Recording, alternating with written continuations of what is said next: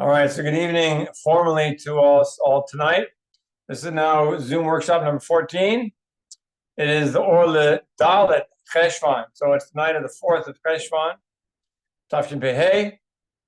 And I thought that what we would do is we would start like a new topic. We've dealt with a lot of the basic fundamentals in some respects, so we haven't covered every fundamental over the past 13 classes, but we covered a fair amount of them. The silence, kavod, tshuva, I don't remember exactly, right, finding good points in people, including yourself. So a lot of these are really good fundamental points. So I wanted to try to look at something a little bit different tonight, and yet still be very fundamental, but maybe a little bit different. I wrote about this a couple months ago, actually a number of months ago. So although not exactly the same way I'm going to present it tonight, and I thought anyway, since we have a class once a week, we can kind of explore topics a little bit more fully, and it doesn't have to be so concise like in an article. So I thought we would kind of approach this topic, finding favor in the eyes of God and man, and just work our way through really Likutei Moharan number 1, the very first Torah in all of Likutei Moharan. It's very foundational, just like Reish Pei Bet is right practically at the end of part 1. That's the famous Zamra. In a sense, there's also a very famous one at the very beginning, which is obviously part 1, which is this one that we're going to begin to look at tonight. And B'ezrat Hashem, all goes according to my plan now. Things may change, but if it does, then we'll continue to explore this topic and develop this Torah as we go. And it can serve on a couple of different purposes. Number one, it's the content in and of itself is amazing. And number two, by looking at one fairly short, but it's not that short. It's a couple pages in any publication of Likutei Moharan. But it's not like really, really long, and it's not a little paragraph either. It's a couple pages, so it's not something that is that's out of the grasp of most of us.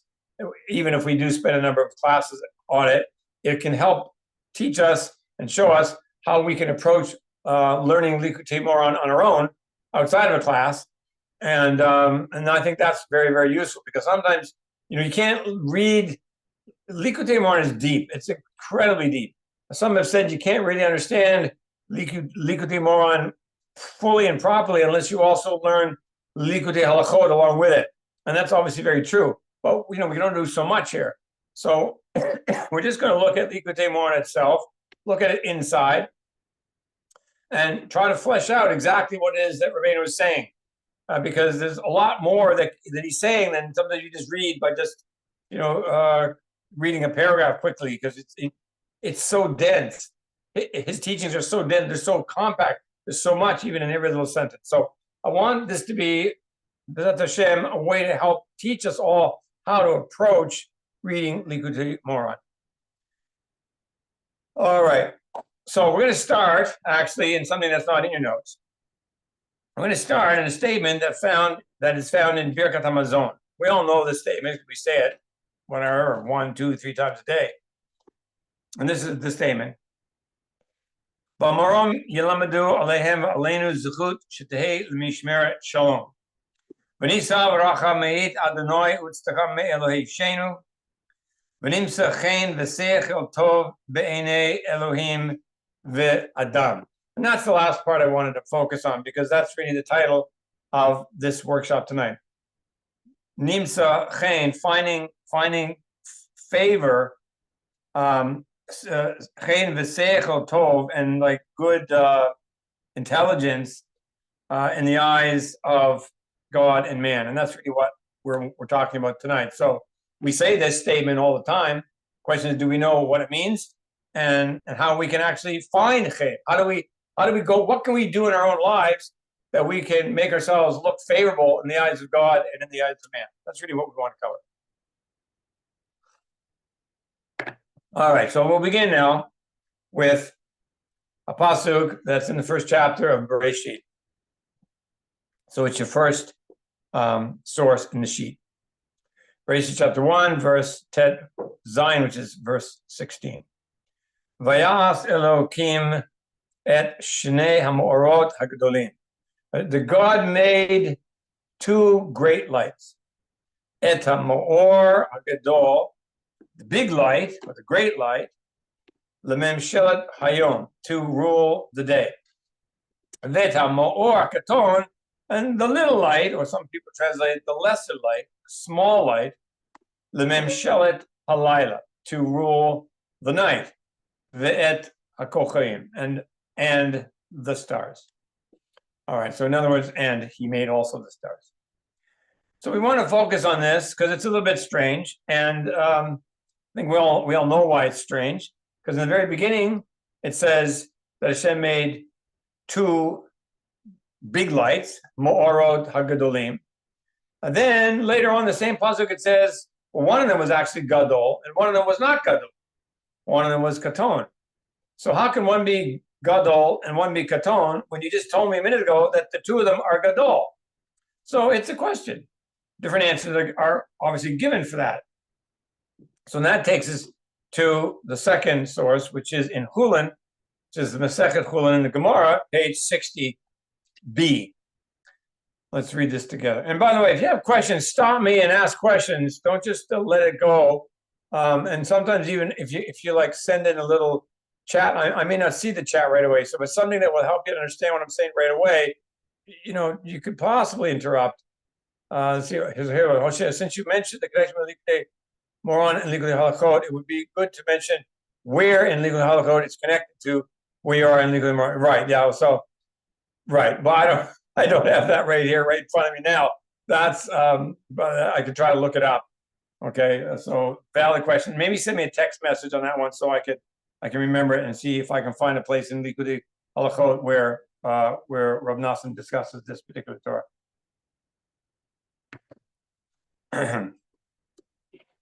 Right. So now we're in Masechet Chullin, page 60, and we read Rabbi Shimon ben Pazi Rame.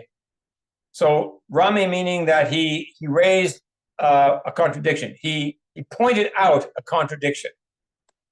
And what's the contradiction? That which we've already said. It's fine. It's not too complicated a request. Just need to look it up later. That's all. Okay, so he quotes this pasuk, Vayas Elokim et Shnei Hamorot Hagadolim. V'kativ, and it's also written, Et Hamor Hagadol V'ta Mor Hakaton. So that's just, you don't have to retranslate it. That's exactly what we just quoted in the pasuk. We already explained it. So Rabbi Shimon ben Pazi is basically saying this pasuk contains an internal contradiction. So now he will provide an explanation for what's a midrashic explanation as to what's really going on behind it. This is to say that we now stop looking at some kind of a physical representation of what we think the pasuk is talking about. Even that's problematic whenever we read Bereshit chapter 1. But anyway, put all that aside. We want to now look at it from a spiritual point of view, from a more Kabbalistic point of view. What is the deeper truth as to what's being hinted at and said in these words, in this pasuk? So he's going to provide an answer. Let's go on with the quotation. Amra yareach lifnei hakadosh baruch hu. So the moon said to, said before Hakadosh Baruch Hu, Ribono shel olam, master of the world. Efshar li shnei malachim shayish tamshu beketer echad. Is it possible for two kings to make use of one crown? I mean, there's two great lights, the sun and the moon. They're both ruling together. They're both big lights. They don't have separate rulership till after, when one becomes big and one becomes small. Then the big one rules the day and the small one rules the night. But at the beginning, they were both big. There's no day and night that one is ruling over this and the other one is ruling over that. So this is the essence of the moon's question. Is it possible for two kings, i.e. me and the sun, or the sun and I, to make use of a single crown? It's a valid question, quite frankly. Amar La. So Hashem said back to the moon, basically, good point. It says, Lechi, go, ate, and diminish et atzmech, and diminish yourself. It says, like, basically, Moon, you raised a very good point. I never thought of that. Kilu. So let's provide a remedy.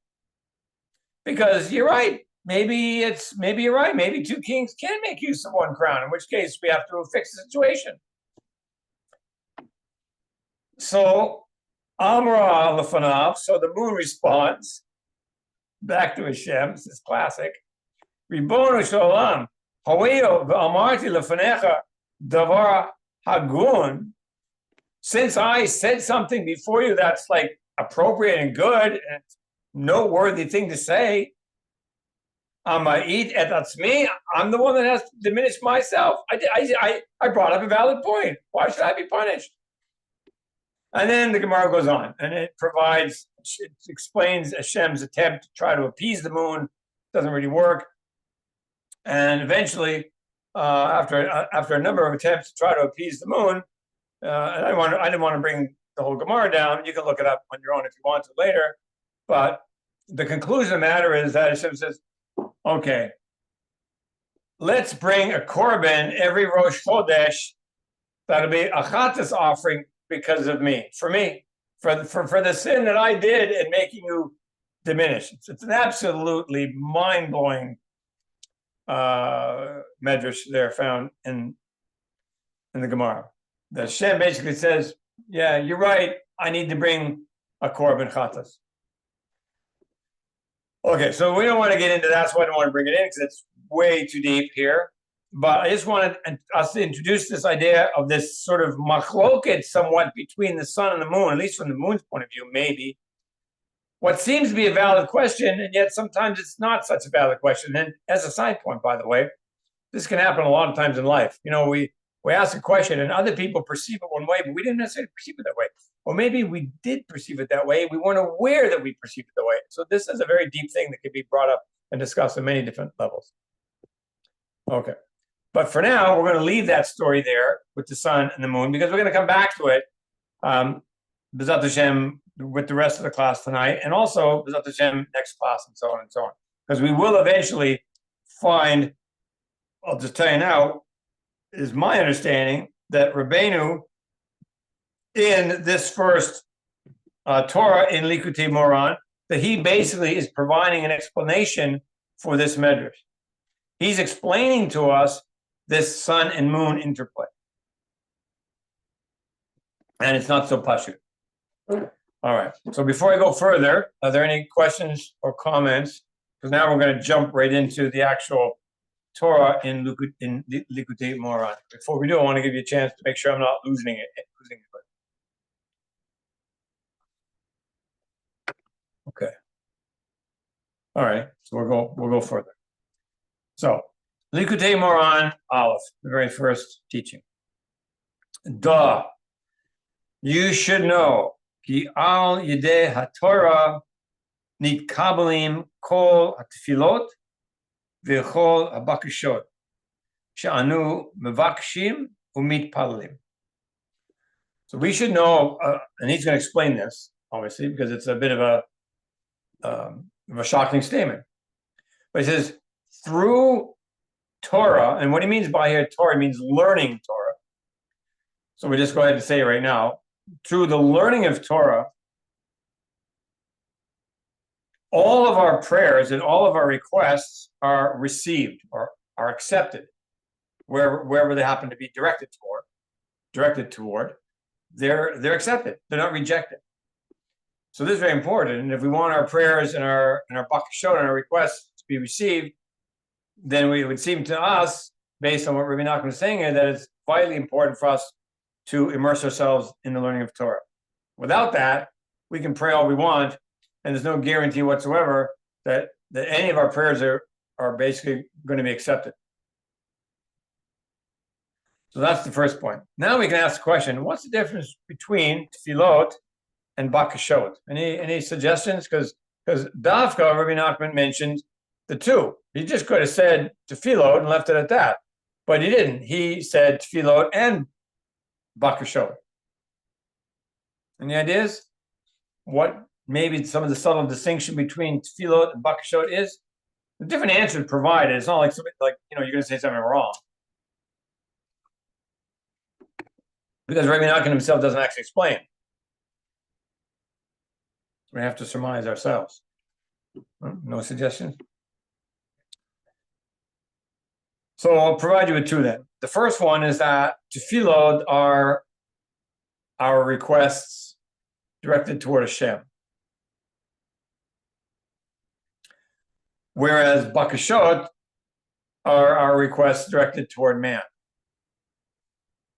That's one way to look at it.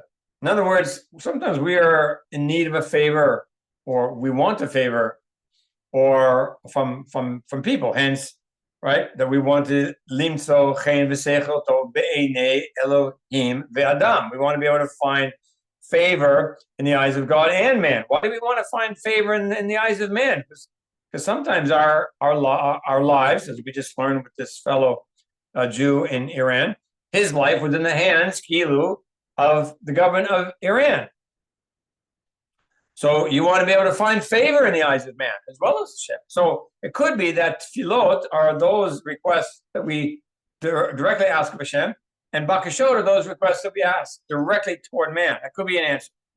Another answer that I've read about this is that tefillot means the three formalized prayers that we say each day in Shemona Esrei, Shachrit, Mincha, and Mariv. And that bakashot refers to, ad hoc kinds of requests that we make to Hashem throughout the course of the day, perhaps during Hitbodedut, or even at other times when we're just, walking down the street or thinking about something and we spontaneously realize, we have a need, and we make a quick request to Hashem. So it could also be that. So you can look at it, and if you come up with a third explanation, that's fine too. But the point is that Rabbi Nachman felt the need that he needed to make a distinction between these two aspects, tefillah and bakashot. So the point is, whenever we want them to be received and accepted by the people that they're directed toward, we need to make sure they're accompanied by Torah. And one thing that you should get into the practice of doing, this is an eitzah that I was taught. So I'm not telling you to do this stuff. I'm saying it's like it's a advice, recommendation. Whenever you make a prayer, learn some Torah right after. That's a good habit to get into. Even if it's just like, one sif from the Shulchan Aruch, or, a couple psukim from the Chumash, or, a little paragraph from the Gemara, something. Try to get yourself into the habit. And when you notice you just made a prayer and you requested something, either of Hashem or of man, learn a little Torah. That way you've increased the chances of that request, of that tefillah, in being accepted. That's what Rabbi Nachman is saying. So again, we have to think back to, this goes back to something we mentioned, I think, last week, the week before, in the Iggeret that the Ramban wrote to his son. He says, so whenever you learn Torah, you put the book away, you should always ask yourself the question, how can I begin to apply what it is I just learned? That's a very good thing to do every time we learn Torah. Is there something in this Torah that I just learned that I can immediately put into play in my life? So this is what we just did. We read some Torah, and we said, okay, so what can I do? So my suggestion is learn a little Torah every time we pray. All right, let's go on. Second line. V'achen v'hachashivut shel Yisrael nit'alev v'nitromem bifnei kol mi shetzrichim. So he adds another dimension to this. He says, chen, this is this aspect of favor. Chen and chashivut, like the perception of your importance of Yisrael is elevated, goes up and is elevated, increases perhaps and is elevated before anyone who this person is in need of, whether it's Hashem or whether it's a human being or some type of institution. So the key is that when you do learn Torah and combine it with your prayer, you've increased Why is it that he's answering the question? Why is it that your tefillah and your bakashot are more readily acceptable? Because you've acquired this aspect called chen, which he also uses the word chashivut. And since those qualities, chen and chashivut, are increased and elevated in that person who's praying and learning Torah, therefore that automatically is finding favor in the eyes of whoever it is that you're requesting it from, be it God or man. So really what we need to do now is understand, how is it that Torah increases chen? Because this is what he's really saying. Rabbi Yaakov was actually saying that the prayer is somewhat incidental, to the whole discussion. Yes, we want our prayers and our bakashot to be accepted, obviously. But how? By learning Torah. Now he says, so what does learning Torah do? It causes chen and chashivut to be increased within the person. So that means the other person that you're requesting it from looks at you and says, wow, what a charming individual. What a graceful, beautiful individual. I would like to do that person a favor. Why? All of a sudden, everything changed because I learned Torah? Yes. The answer is yes. Everything changed because you learned Torah. And the question is, how is it? What are the mechanics of all this? This is what Rabbi Yaakov explains in this entire lesson. Let's go on. Hein beruchni, hein begashmi. It makes no difference whether the requests we're trying to make or that we are making are spiritual needs or physical needs. Doesn't make a difference. So it could be a physical need from Hashem. It could be a spiritual need from Hashem. It could also be a physical need from a person. It doesn't make a difference what it is, any kind of needs. The chances that the other person will receive those requests favorably is increased tremendously when we learn Torah along with the request. Ki akshav, so what's the problem? How come it is today? Look at your own life. I look at my own life. Look at the lives of the entire nation of Israel. Is it true that everybody who learns Torah always has their prayers and their requests received? Doesn't seem that way all the time, does it? So we have to address this. Nowadays, that was 200 years ago, because of our many transgressions, real true chen and real true chashivut, shel Yisrael nafal. It fell. These qualities of chen and chashivut that's supposed to be belonging to Yisrael collectively and individually has fallen. It's fallen away. Where's it fallen to? It's fallen into the klipot. That's where it's fallen to. So that's what the Torah learning does. The Torah learning gets it back up out of the klipos, out of the klipot, raises it back up and puts it back to where it's supposed to be, i.e., back with Israel.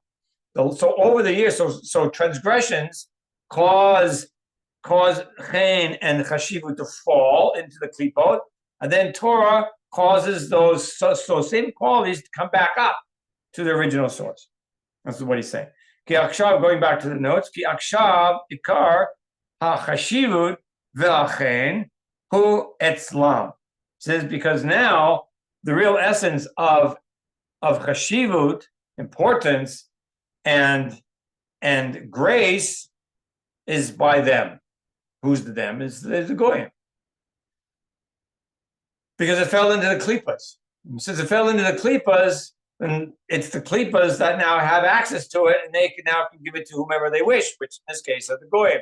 So by our transgression causes our own chen that we should have toward Hashem and that we should have toward other people and the goyim, that chen falls from us, and instead of the goyim looking at us and saying, whoa, he's a Jew, awesome, what can I do? Can I help you, Mr. Jew, Mrs. Jew?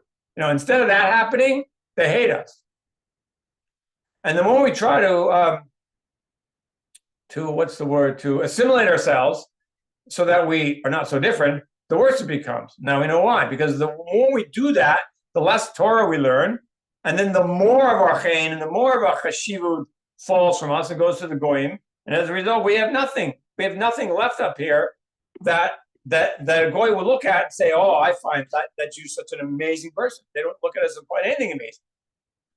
So this is a real root of, in part, it contributes a lot to anti-Semitism. We shouldn't be surprised. We are the cause of our own, of all of our problems. Let's go on. Oh, by the way, if you look at the previous line, when Rabbi Nachman mentioned chashivut and chen of a Jew, he used the word amiti. In other words, real, true, the true chen, the true chashivut. But when he mentions it in the next line, which we just read about the goyim, he doesn't use the word amiti. See, because when true chen and true chashivus, which is Jewish, falls from the Jews and ends up in the klipot and accessible to the goyim, down there, it's not really real, true chen. It's like false chen, like fake chen. It's like fake chashivut. And that's really the whole world today, right? There's all this, everybody in the world thinks so many things are so important down there amongst the goyim. Oh, they have this, and so and so is so important. It's all irrelevant. It's all smokescreen. It's all fake. So that's why Rabbi Nachman didn't use the word amiti in reference to the goyim, but he did use it in reference to us. Going on. Torah nit ale hachen v'chashivut shel Yisrael, which is what I just said. Through Torah learning, therefore chen and chashivut of a Jew goes up. Ki Torah nikret. Okay, now we get into some of its proof scriptures. He says Torah is actually called, quote, pasuk from Mishlei, chapter 5, verse 19, Ayelet ahavim v'yalat chen. Translated as, and it's translated different ways by different people. I'm going to translate it as a beloved deer, right? An isle, a female isle. Ayelet ahavim, a beloved female deer. And yalat chen, and this is another animal. Ya'ala is a. I looked it up. It's translated ibex, whatever ibex is. A big, huge horn coming out of his head, but some other kind of a deer animal. And so the question is, why is it? And so these are two descriptions of the Torah. One is Ayelet Ahavim, and the other one is Yalat chen. And the one we want to focus on, obviously, is the one that has the word chen in it. So what does it mean that the Torah is called Yalat chen? So for that, we turn to Masechet Eruvin, which is the next 4 words. And there's a short perush of this pasuk in Eruvin, page 54b, which says that this pasuk means Shema'ala chen al lomedeha, that Torah causes chen to arise, to go up, to be increased in those who learn it, those who learn Torah. So this is, in a sense, the fundamental proof of his point that learning Torah causes chen to be elevated. Because the pasuk says, and it's what Shlomo HaMelech says when he says that Torah is Ya'alat chen. Torah is something that causes chen to be elevated, to rise. And the last little bit in this first paragraph, Al Yidei Zeh Nit Kabalim Kol HaTefillot V'HaBakashot. And through this, all of our prayers and our requests are accepted.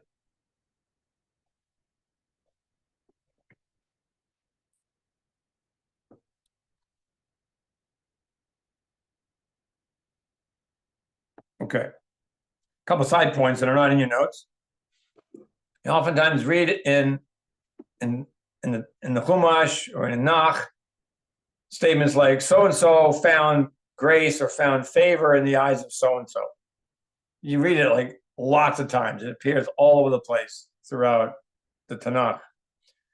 But now at least it gives you a little bit of a clue as to what on earth that means. Let's say that like Esther found chen, found favor in the eyes of like everybody. You know, Moshe Rabbeinu found favor in the eyes of the people of Paro and Mitzrayim and whatever. Yosef found found favor in the eyes of the jailer, and so on and so on and so on. Just a couple of examples that pop into mind. So the question is, now you can answer. Was it about all these statements that so-and-so found favor? Why? Would they just look pretty? And the answer is no. The answer is as explained here. The reason that these psukim are there, and all these people, or groups of people, like even Bnei Israel, when they were ready to leave Mitzrayim and they were able to take all the stuff from the Egyptians, it says they found favor in the eyes of Egypt. So why? Now we know. They were learning Torah. They were engaged in Torah, whether they were men and women, and the women are helping the men learn, the kids, the whole thing, whatever, that the whole inyan of learning Torah was something that was taken seriously by these people. And as a result of that, they found favor in the eyes of the other people. So that's the meaning of those psukim. A little bit now, that's one point. Another little point about this paragraph, which is not in your notes, but can be brought out, and that is, what is the gematria of chen? Well, there's only 2 letters, so it's not too difficult. Chet is 8, and nun is 50. So chen is a gematria of 58. So when Rabbi Nachman said that the true chen falls, we said it falls into the klipot. Maybe this falls in the ground. Where do you get off saying it falls in the klipot, Hoshea? So, as is known, I don't know if you know all, but anyway, as is known, there are 4 klipot, 4 major klipot, 3 that are totally evil, wicked klipot, which we're not going to discuss. You can see this in the first chapter in Yechezkel, and 1 which is like a mixture of evil and good. It's like the borderline between good and evil. It can contain evil and it can contain good. And one of our jobs is to pull out of it the good. And so that particular klipa, which is a mixture of good and evil, or can contain both good and evil, is called klipa noga, which is spelled nun, gimel hey. And what's the gematria of noga? Nun, gimel hey. Well, nun is 50, gimel is 3, and hey is 5. So 58. It's the same as chen. So we see from this that chen is 58, and so is klipa noga. So we either have chen that's up with us, and if it falls, it has to fall in the same aspect, which is the opposite aspect. It's still an aspect of 58. So chen falls into the klipa noga, which is also 58. And therefore, what does learning Torah do? Learning Torah goes into that klipa and it pulls out those sparks of kedusha, of chen and chashivut, and raises them back to where they were in the beginning. All right. Any questions before we move to the second paragraph? Questions or comments?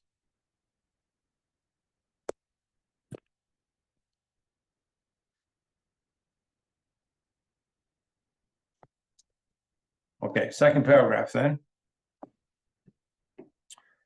Ki ish ha-Yisraeli tzarich tamid lehistakel b'haseichel shel kol davar.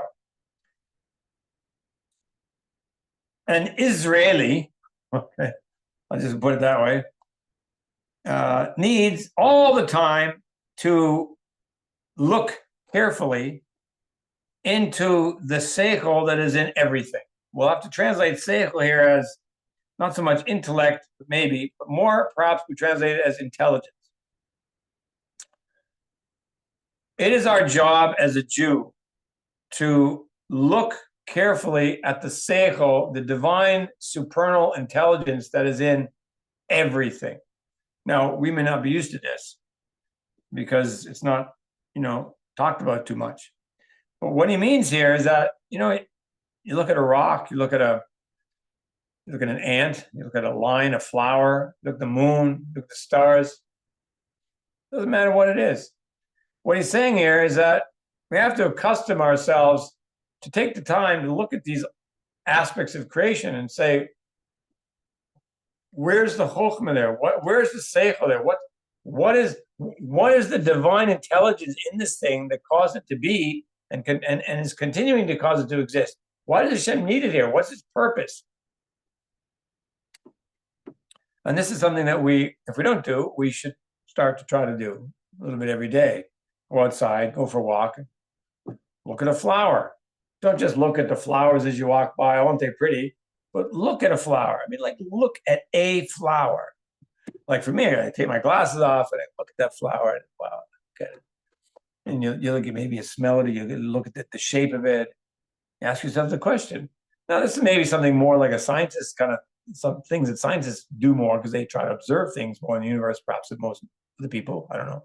But it's still something that every one of us can learn to do. And Rabbi Yaakov says every Jew has to do. Now, the next question, so let's read on. Ul kasher atzmo el ha-chochma v'asechel sheyesh b'chol davar. And he has to connect himself, makasher himself, to that chokhmah and to that seichel that's in everything. So not only does he have to look and investigate carefully, look closely at everything and see it, next he has to like connect himself to it. What's that? So he has these two words. One, we have listakel, which means to look carefully, to investigate, to examine. And the other one is lakasher, to connect, to tie oneself to it. So commentaries that I've read seems to indicate that listakel, which obviously related to seichel, is something that we do with our mind. We look, we investigate. It's our moach, it's our brain. We think about it. But then, what's the difference between that and makasher, to actually connect ourselves to it? The kesher is created with the heart. So whereas the histakel is related to the mind, the brain, the makasher aspect is connected to the heart. So we have to engage these two aspects in order to really see the true chokhmah that's in everything. This is what he's telling us. Step one is you have to investigate with your mind. You got to look, you got to think, you got to probe, ask yourself questions. And then, but that's still not in your heart. And then number two, you have to connect yourself. The connection is always to the heart. Always. Now, why does Rabbi Nachman say that an ish ha-Yisraeli has to do that? Why do you say an ish ha-Yehudi? I could have said that. You see, Rabbi Nachman is very careful with his words. And somebody who reads and tries to learn Rabbi Nachman's teachings and to apply them needs to take the time to ask himself all kinds of questions, even if you don't have answers to the questions. Just read what he says and ask yourself, stop, don't go so fast. A lot of people, there are different sheets about reading Rabbi Nachman. I understand that. Some people say just read it, just read. There's an Indian for that. There's space for that. There's also space and an Indian for going slowly and taking the time to ask yourself the question, why did he use this word? What is this word trying to teach me? And for that, you can grab some commentaries. That's okay. You don't just have to read this out without commentary. See what other people might have suggested over the years. So what I read about this is the word Yisrael can be rearranged into two words, which is Li Rosh.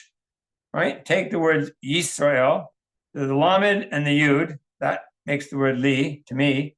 And then the three middle letters, Shin, Resh, and Aleph, be rearranged to spell the word Rosh. So who is a Yisrael? Somebody that has a head, basically. In other words, somebody who has seichel, somebody who has a functioning moach up there in his brain. It's working. He's got some kind of intelligence happening. Not an idiot, a fool. Then he is a Yisrael. So this is why I think Rabbi Nachman is using this word a ish ha-Yisraeli needs to do this, because what is a Yisrael? Somebody who has developed his mind, somebody who is thinking, somebody who is engaged in the world and developing his seichel. Likewise, developing his. All right. Now let's go to the next line. You have to connect yourself, and that usually happens through prayer. All right. So why does a person have to do this? Kadei sheyair lo seichel sheish b'chol davar. In order for the seichel that is in everything to illuminate for him, to illuminate him, or to illuminate his path in front of him. Lit karev l'Hashem yitbarach, to get close to Hashem, al yidei oto davar, through that thing. Remember we said before, what is the purpose of all of Hasidut. Remember? Anybody remember?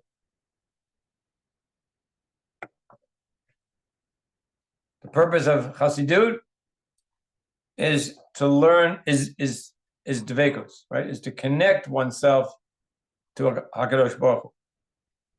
And that's what he's saying. This is what Rabbeinu was saying here. Rabbeinu was saying here, we're supposed to learn how, we're supposed to connect ourselves to Hashem through everything Hashem created.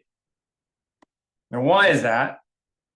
Because there's chokhmah in everything that Hashem created. That's why.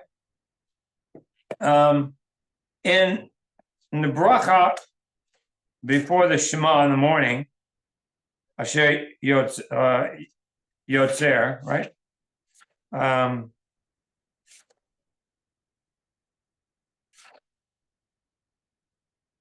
Just a second.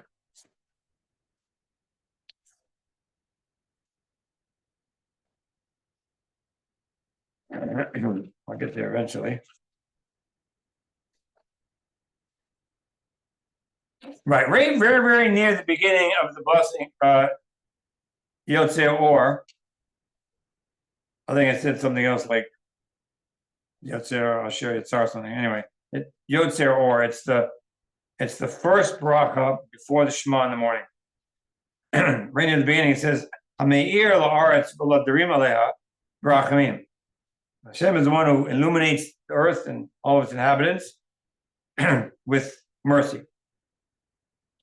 Uvetuvo mechadesh b'kol yom tamid ma'aseh Bereshit, and through His goodness, He renews every single day the whole work of creation. Ma rabu ma'asecha Hashem, kulam b'chochma asita. That's an actual pasuk from Tehillim. Ma rabu ma'asecha Hashem, kulam b'chochma asita. How abundant are your works, Hashem? All of them you made with chokhmah. See, so therefore everything that Hashem created has chokhmah in it. And so what Rabbeinu is teaching us here is that we have to connect to the chokhmah in everything, because that's an aspect of Hashem's seichel, it's an aspect of Hashem's chokhmah, it's an aspect of the light of the Ein Sof. And we wouldn't want to cut ourselves off from part of the light of the Ein Sof if we have an opportunity to connect to it, right? So therefore, this is what he's saying. Because there is chokhmah in everything, therefore we have to look at everything, find the chokhmah, and connect to it, because that's an aspect of divinity. Going on with this quotation in the second paragraph. Ki ha-seichel or gadol. Seichel, now we're talking about like spiritual seichel, supernal Hashem seichel, that's in everything, is a huge light, a big light. Umeir lo b'chol drachav. And it illuminates for him along all of his paths. Right? That's what we said here.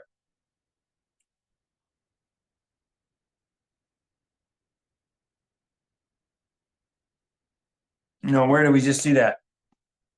Oh, the line right above this. He says, "K'nei sheyair lo ha-seichel." In other words, the seichel is like a light, and when we look at it, at the seichel that's in everything, it's as if that light illuminates our mind, and it's like shining in front of us, so that when we walk, not physically walking, but when we're spiritually walking, we have light in front of our steps, so we see where we're going, so we don't stumble and fall and do averot, chas v'shalom, and so on. We have light in front of us, so we can see where we're going, so we don't stumble, we don't fall, we don't trip up. Now, the fact that Rabbi Nachman calls the seichel here or gadol, what does that remind you of? It should remind you of where we started this lesson tonight. Right? Because Hashem created two great lights. Although one is a great light, one became a great light, stayed a great light, and the other one became a small light. So, or gadol, he's hinting and alluding to the fact that seichel is the or gadol. And that's back there in the pasuk. Read the pasuk at the top of the page. Vayas Elokim et shnei hamorot hagadolim. Hashem made two great lights. Et hamor gadol, right, which became the sun. Lemem shalat hayom. Bet ha'maor hakaton. Lemem shalat alay, which is the moon. So this now go back to where we were. Ki ha-seichel hu or gadol. He's telling us that seichel is that light. The light that we just read about in Bereshit chapter 1, that big light is seichel. That's what he's telling us. Ume'er lo b'chol dracha. Now that seichel will illuminate for a person in all of his ways. Kamosha Keduv, like it says in Kohelet, chapter 8, verse 1. Chochamat Adam Ta'ir Panav. The wisdom of a man illuminates his face. And this reminded me, when I was thinking about this before we started tonight, reminded me of the Birkat Kohanim. What do the Kohanim say? Yivarechacha Hashem v'yishmerecha. This next one. Ya'er Hashem panav elecha v'chuneka. In other words, may Hashem's face illuminate or shine to you, v'chuneka, and be gracious to give you chen. This is exactly the topic that we're discussing here, and it's in this bracha of the Kohanim every day. We want chen, and chen comes from the light of Hashem's face. Not literally the light of Hashem's face, but these are words we have to use in order to try to understand something spiritual. Now, whenever we look at something, there's like two ways. There's always two kinds of light in everything. There's an outer light and an inner light. There's an outer light, which we call the chitzoniyut, that's on the outside. It's much more easy to see. And then there's a deeper light, which is the pinimiyut. And both are aspects of Hashem. And so this is, but yet the deeper, more perhaps intellectually satisfying, more real, more true to the essence is the pinimius light on the inside. So if you just look at something on a surface, you're not even going to take the time to look at the inside. You're just going to look at it quickly, and you only see the outer aspect of the seichel, the chitzoniyut. That's why he says you have to take the time, lehistakel, to take the time to look carefully, to examine. By examining, you don't just look quickly, you look more internally. Now, the outer and the inner are actually two aspects of the same thing, since they're both aspects of Hashem's light and Hashem's seichel and Hashem's chokhmah. One corresponds to the Torah, which is the revealed Torah, and one corresponds to the Torah, which is hidden, right? The chitzoniyut aspect, the external intelligence, corresponds to the Torah, which is nistar, which is nigla, which is like revealed, open to everybody, and the panemius aspect of everything, the light that's more internal, corresponds to the Torah, which is nistar, which we usually say Kabbalah and so forth, but much more internal kinds of Torah. And that idea of being able to connect to both is actually related. Didn't put it in here, but this actually is brought up in Likutei Moharan. I can maybe find that source. That would be good to actually find for you guys after, based on Chava's question. Rabbi Natan says it's like Yaakov's ladder. Yaakov's ladder that he sees. He sees a ladder that goes all the way from Shemaim all the way down to the earth. What is this ladder? This ladder is exactly what we're talking about. That in everything there's seichel that comes from Shemaim and comes from Shemaim all the way down to the earth all the way down to Shemaim. There's an upper seichel, a more hidden seichel, and there's a lower seichel, the more revealed seichel. And a job of a Jew, of Yaakov and his descendants, is to go up and down that ladder all the time, just like those blocking did, up and down, up and down, up and down, and look for the inner and the outer aspect, the more heavenly aspect, and the more gashmistic aspect.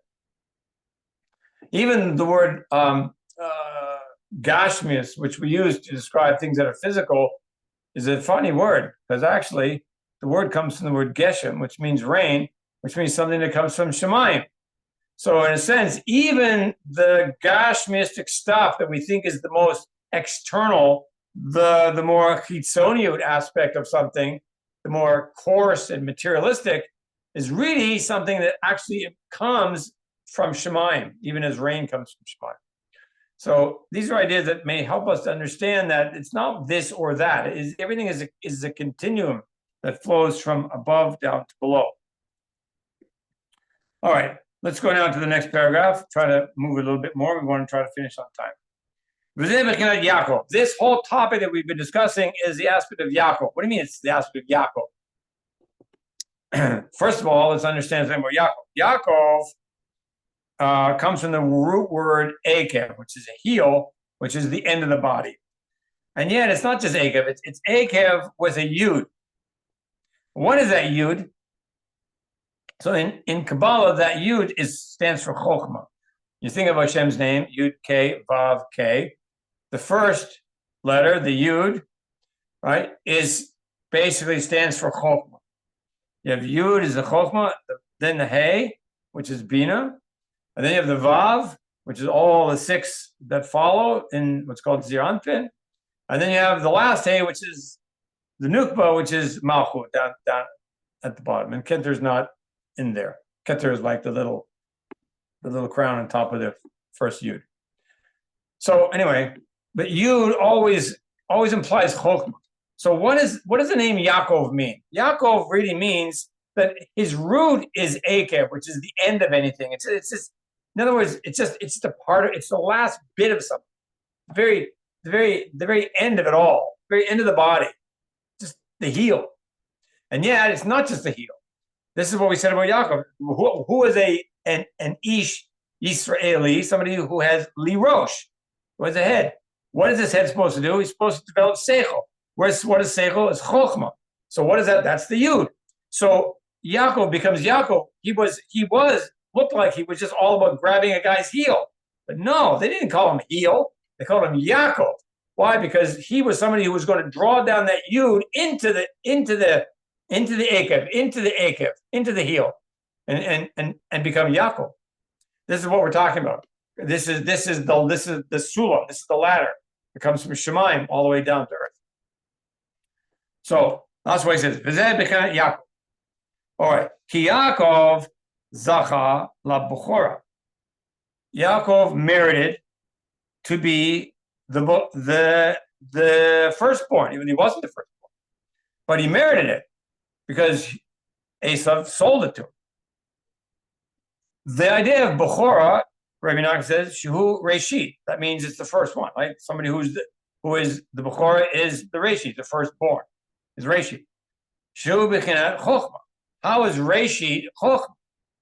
Well, that's explained in the Tukei Zohar. We're not going to go in all these sources, but he gives you the sources if you want to look them up.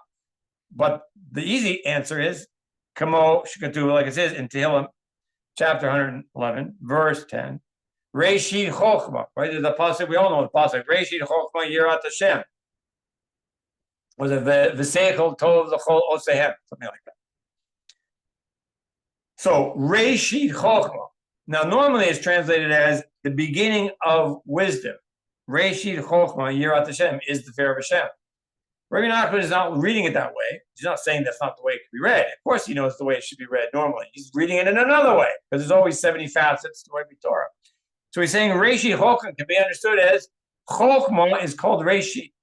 In other words, Reshit is another name for chokhmah. So chokhmah is Reshit. That's what he's saying. Now, why is chokhmah the first? If you know any little bit about Kabbalah, you should realize that chokhmah isn't the first, chokhmah is the second. What's above chokhmah? Keter. So really, chokhmah is not the first. So how can the pasuk say Reshit chokhmah? And how can Rabbi Nachman take it to mean that chokhmah is the first and connect Reshit to Bechorah, who is the firstborn, who is now Yaakov, that he acquired that right to be the firstborn because Esav sold it to him. And therefore, Yaakov is an aspect of chokhmah, which is the yud that got stuck into the word akev to become Yaakov. How was he able to do all this, to make all these connections, when chokhmah actually isn't really the first of all the 10 spheres? It's really the second. That's a good question. So the answer is, anybody want to suggest an answer? The answer is that, normally speaking, you're right. Keter is the first, and then you've got Chokhmah and Bina, and then you've got Chesed Gevurah, and so on and so on. and in that scheme, Chokhmah is really the second. But Keter is the crown that sits on top of the head. It's not in the head. Chokhmah is the first sphera, kilo, that's actually in the head. And so many times you actually start counting from Chokhmah. And when you start counting from Chokhmah, Chokhmah is 1, Bina is 2, then you're well, now what are you going to do? Because now you're not counting Keter up here on the top of the head, the crown. So you're only going to have 9? No, you got to have 10. So where do you get the 10th one from? You have Das. Because Das, or Dot, is not normally counted in the 10. Right? You just have Keter, Chokhmah, Bina, and then you go straight to Chesed Gevor. You don't count Dot. But when you don't count Keter, then you include Dot.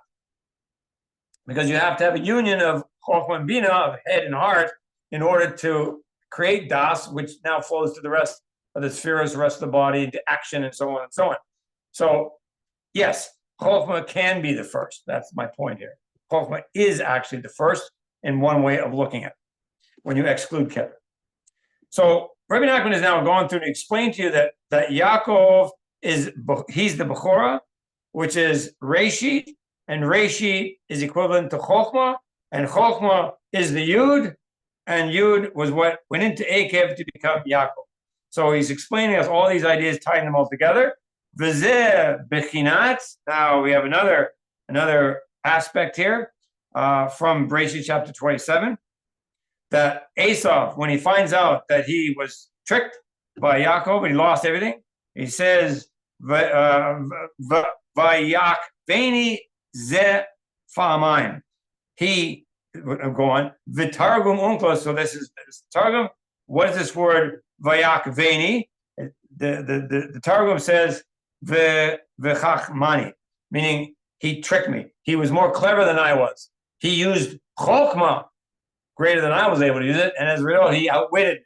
That's what he's saying. And so, and he's saying it twice. He's saying it happened twice. It happened one time when Asa was starving to death, Kilo, and he sold him that red porridge, and it happened, of course, when they went to Yitzhak to receive the actual blessings. That's why he says it was done twice. So we see that even Asa admitted that the idea of vayak veni, which is the root akev, right? That word actually means chacham, means chokhmah. And so it's all different ways of looking at the same thing that Yaakov is. And why did he talk about Yaakov? Why? Who cares about Yaakov? Because we're descended from Yaakov. Bnei Israel is Yaakov. That's what we are. So if Yaakov is all this, then anybody descending, all Bnei Israel, Bnei Yaakov, are supposed to exhibit all these same traits. We're supposed to develop chokhmah. So he's also telling us here that Yaakov was the one who learned how to look at everything carefully. That's what he's telling us. He's not spelling it out in words. He's expecting you to figure it out. Why did he bring it up? Because he just finished telling you that a Yisraeli, somebody who Tamid listakel b'secho shel kol dvar. And he says, this is Yaakov. Obviously, Yaakov is the quintessential person who looked carefully at the seichel that is in everything. That's why he's associated with chokhmah.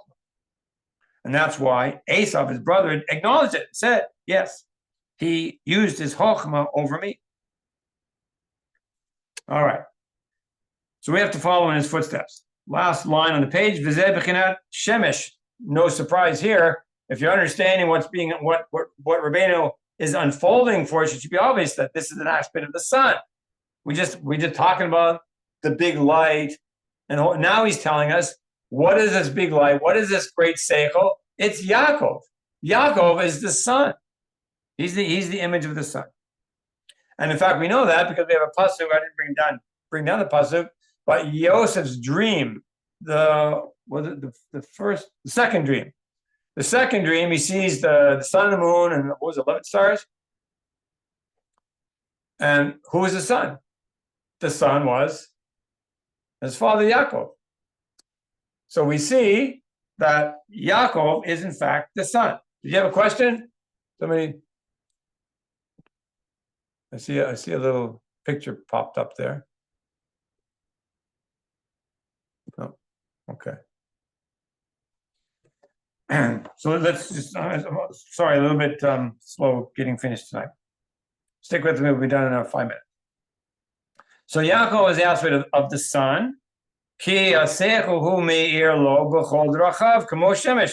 Seichel, on a spiritual basis, illuminates for a person spiritually, just like the sun illuminates for a person, physically speaking. And this is the aspect of what's said in Proverbs, Mishlei, chapter 4. Ve'orach tzadikim ke'or noga.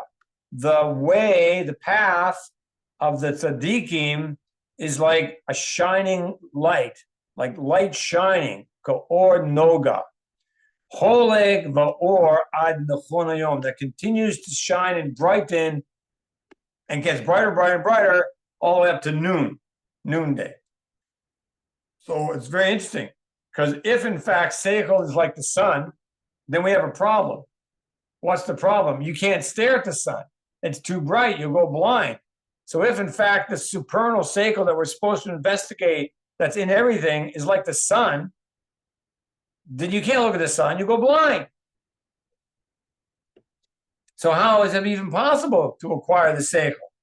And yet the pasuk says, we just read this one in Mishlei, chapter 4, that the tzaddikim are able to grasp this light. And how do they do it? Because they start when it's just dawn, even before dawn. They start when there's just a glow of light in the horizon. And they can handle looking at that. And then slowly, slowly, as you go from Alot Shachar all the way to a Nates, it gets brighter and brighter and brighter, and the sun appears over the horizon, and then the sky gets brighter and brighter and brighter. So by getting used to things slowly, little bit by little bit, right, little at a time, one is able to eventually, quote, look at the sun, although you're not literally looking at the sun, because you would go blind. But the idea is that by accustoming ourselves to look at the seichel a little bit at a time, we can handle more and more and more. It's like, maybe the analogy might be like a tritium, like somebody's in a dark room, and you don't want to just like roll up the tritium all of a sudden, boom, at once in the middle of the day, and the guy, oh, I can't see, or like in the middle of the night, he comes out into the living room, flicks on the light, turn the light off, it's too much, right? But if it was just a little bit, if you had a little rheostat on that light, just slowly cranked it up, then okay, I can adjust. It's like that. Now the question is, what does all this have to do with chen? We have to end by bringing this up now. So the next paragraph, this whole topic we've been discussing so far is the aspect of the letter chet. Remember, chen is a chet and a nun, and everything we've been talking about so far is the chet. We're trying to understand, what is chen? What is it? What is it? Where does it emerge from? Where does it come from? So we're beginning to understand where it comes from. It comes from Torah that's in everything. By looking carefully at the Torah that's in everything, one develops the aspect of the chet. And he says chet is lashon chiyut.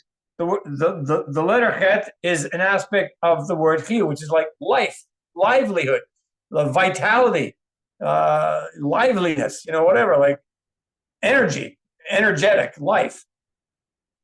The chokhmah and the seichel that Hashem injected into everything, or put in everything that created everything, that's the actual life force. And therefore, by looking at that seichel that is in everything, we gain that seichel, and we gain life force, kilo. Like you get a power up. Right? K'moshe katuv in Kohelet, chokhmah techayeh ba'aleha. That wisdom gives life to those who possess her. And that's the aspect of chiyut, is techayeh, is giving life. So that's all of that is, I hope, my attempt to try to make clarity out of the first part of this teaching, which is Torah causes chen to appear. What is chen? Well, it's having people and God look at us with favor. How does it happen? What do? We have to look at the Torah, at the seichel, that's in everything, connected to seichel that is in everything. That's the yud. That's the chokhmah, and even chokhmah starts with the chet. All of these things are the chet of the word chen. We haven't even touched on the letter nun yet.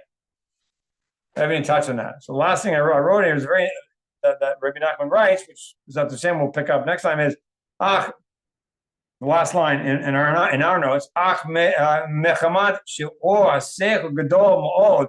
However, due to the fact that the light of seichel is like huge, and we would be blinded, is it impossible to merit achieving it?